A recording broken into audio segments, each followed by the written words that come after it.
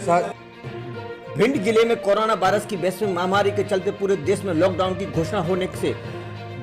दिहाड़ी मजदूर गरीब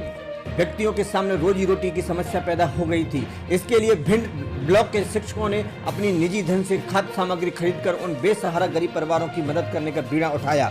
जो रोजी रोटी के लिए मोहताज हो गए थे। इन शिक्षकों ने शहर में सबसे पहले पहल करके बता दिया कि शिक्षक देश की नींव को गढ़ता भी है और देशवासियों को बचाने में आगे भी रहता है। नमस्कार, आप देख रहे हैं इंडिया फास्ट 24। इस समय हम भिंड शहर के शासकीय उत्कृष्ट विद्यालय क्रमांक 1 में खड़े हुए हैं, जहां पर जो है सहायता कोरोना वायरस से की संकट में सहायता के लिए जो सामग्री रखी हुई है उस सामग्री के बारे में हम बताना चाहेंगे कि शिक्षकों ने किस प्रकार से सहायता करनी चाहिए उन लोगों की जो दिहाड़ी की मजदूरी का काम करते हैं, जिनके पास रोजगार नहीं है और वो कहीं ना कहीं किसी तरीके से उनकी जीवन शैली है, जो काम करने की शैली, उनके जीवन यापन की सामग्री है, वो कहीं ना कहीं समाप्त हो गई है और उसको वो किस प्रकार से पूर्ति कर रहे हैं। हम शिक्षकों से बात करते हैं। हमारे साथ में जो शिक्षक हैं गगन शर्मा जी, हम उनसे पूछना चाहेंगे आप किस प्रकार से ये समस्या को समाधान करना चाह रहे हैं, बताइए। जी भाई साहब, जो महामारी कोरोना से संक्रमण से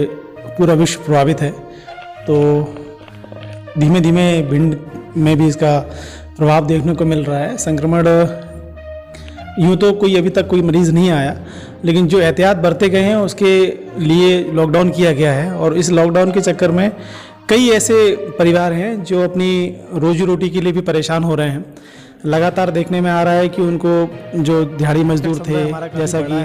जो रोज अपना कमा खा के पेट भर रहे थे, तो उन्हें परेशानी आ रही है। तो ये जब समस्या सामने आई तो हम लोगों ने विचार बनाया चूंकि शिक्षक कि क्यों ना शिक्षकों के द्वारा ये पहल की जाए और सब लोग अपनी अपनी जो इच्छा अनुसार थोड़ी मदद कर पाएँ। तो इसलिए हम लोगों ने ये व्यवस्था शुरू की।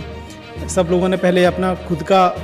जितना भी प्रयास हुआ, सबसे राशन लेकर या फिर जितनी भी मदद बनी सब लोगों ने की, जिससे कि हमारे ये भंडार कक्ष में सामान इकट्ठा हो पाया। और सोशल डिस्टेंसिंग को ध्यान में रखते हुए हम लोगों ने सोचा कि क्यों ना ऐसी व्यवस्था कर दी जाए कि एक जगह सामान इकट्ठा किया जाए और फिर एक ही या कुछ व्यक्तियों के द्वारा ही सब तक पहुंचाया जाए, जिससे कि लोगों को परेशान भी होना पड़ेगा और ज़रूरतमंद तक हमारी सहायता भी पहुंच जाएगी।